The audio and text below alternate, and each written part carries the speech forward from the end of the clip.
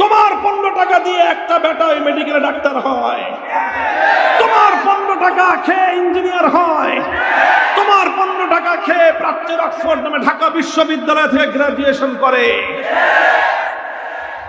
তো বেটা আমরা জাকাত খাই, ফিতরা খাই, আমরা বড় লোকের আল্লাহর পক্ষ থেকে নির্ধারিত যেই জাকাত, যেটা বড় লোকের সম্পদের মধ্যে গরিবের অধিকার, এটা গরিবের অধিকার, এটা তার সম্পদের মধ্যে আল্লাহ সৃষ্টিকর্তা বলে দিয়েছেন বড় লোকের সম্পদের মধ্যে তোর হিস্সা আছে।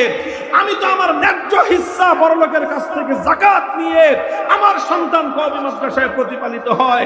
আর বেটা তুমি যে মেডিকেলে ডাক্তার হইলা, তুমি যে বুয়েটে ইঞ্জিনিয়ার হইলা, তুমি যে ঢাকা বিশ্ববিদ্যালয়ে জজ আর ব্যারিস্টার হইলা, উকিল হইলা, মুখতার হইলা, তোমরা এই দেশের মেহনতি মানুষের, কৃষক, শ্রমিক, মজদুরের মাথার ঘাম পায়ে ফেলানো ট্যাক্সের পয়সা খেয়ে পড়াশোনা করো।